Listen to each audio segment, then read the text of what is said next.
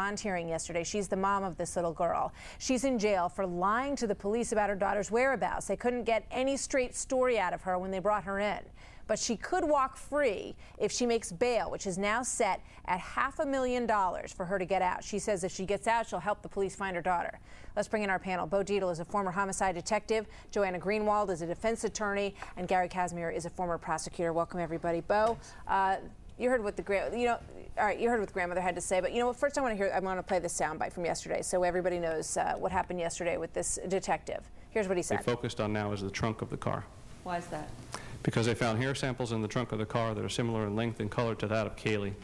They also found a stain inside the trunk of the car that came up under black light that's questionable and we need to process.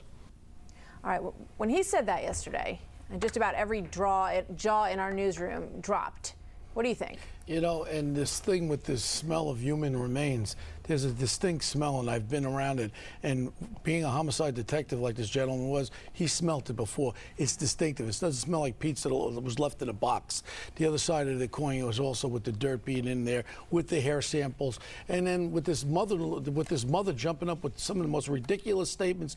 Since Saturday, I've been listening to her on Geraldo and all our shows on Fox. She's coming up. Well, she knows something. She wants to tell it the way she wants to tell it. They want a clear picture. Absolutely, I want a clear picture. And if you know what happened to that little girl, you start telling them. If I was that judge, Martha, I would remand her now. Yeah, I would have no bail on this case because this is looking more and more like a homicide. All of a sudden now they come out with a citing to the lawyer of the little girl being in the airport. Come on. Let's and that's coming from the grandmother. She says somebody left that on her machine, now, if you saying we know where Kaylee is and we know how she says her last name. But Bo, I cannot agree with you more. I mean, they stood in that courtroom yesterday and they said, well, my daughter can't tell you the whole story because she has her reasons. There is a little girl out there who is missing right now, Gary. How do you say, we just can't tell you everything we know at this point? It's absolutely surreal to watch a family, a grandmother of a 2-year-old, a mother of a 2-year-old, stand there and go, well, we're going to get to it. Just let my daughter out and we'll have coffee and tea and we'll talk about it and she'll tell me where it is and everything will be better. It seems absolutely crazy to watch this family do this. And I don't know, even as a defense attorney, I can't imagine making that kind of argument as a basis for release. As a prosecutor, I'm saying it's just not enough, Judge. And I think the high bail set was neglect is merely a violation of misdemeanor in most states. It's never a felony. So a $500,000 bail is pretty high. And I think it's representative of the facts that came out. All right, Joanna. So take a look at Casey, the mom here. You're a defense attorney.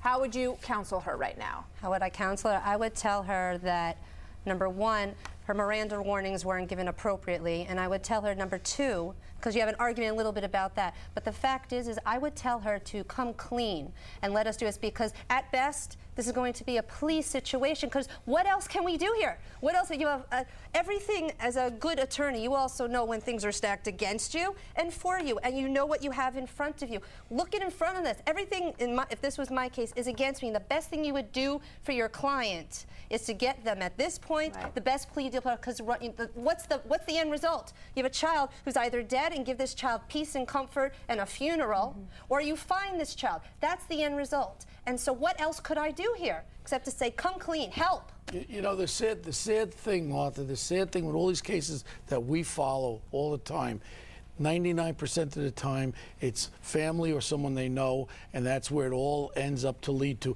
It's not a stranger that goes and takes this little girl. I'm talking about the majority of the time. And with all these things, as far as not reporting the child after 4 weeks, come on. I mean, let's remember, they were all living in the same home.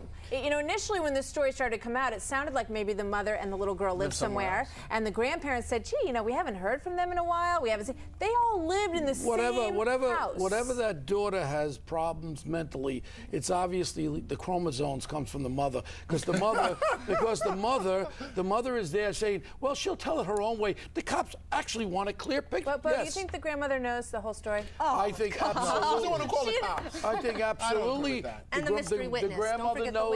The grandmother knows that her daughter is unstable. It's obvious she's unstable. And that's why now she's trying her hardest to try to do something, try to help her daughter. But right at this point, right now, I'm sorry to say, you get all the reports you want. This doesn't look good, and this is going to turn out to be like a lot of our other cases, and we have a real problem. I would remand that young lady, and that's it. You would also have an insanity defense. The only other thing, by the way, that I didn't say outside of, because in part of the plea deal, is that nothing is normal here. No.